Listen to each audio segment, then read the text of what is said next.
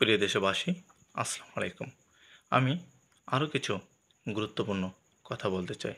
সেটি হলো বাংলাদেশের পুলিশ জনগণের টাকায় যাদের বেতন হয় এবং জনগণের সেবা দান করার জন্যই যাদেরকে একটি বাহিনী হিসাবে নিয়োগ দেওয়া হয়, সেটি হলো বাংলাদেশের পুলিশ।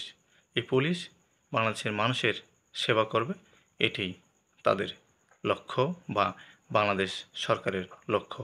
সেভাবেই তাদের পরিচালিত করা উচিত। তাই আমি মনে করি বাংলাদেশের পুলিশের হাতে কোনো অস্ত্র থাকবে না। তারা বাংলাদেশের মানুষের প্রতি আইন প্রয়োগ করবে এবং সঠিক দিক নির্দেশনা দেখাবে। যদি কোনো পুলিশের হাতে কোনো অস্ত্র থাকে, তাহলে তারা জনগণের বুকেই তাক করে ফেলে। তাই আমি বলবো, একজন বাংলাদেশের নাগরিক হিসেবে পুলিশের হাতে কোনো অস্ত্র দেওয়া যাবে না।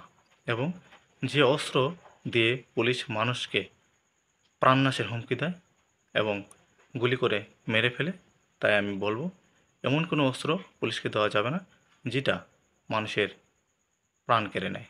এই বলে আমার সংক্ষিপ্ত আলোচনা শেষ করছি। আসসালামু আলাইকুম ওয়া রাহমাতুল্লাহি ওয়া বারাকাতুহু।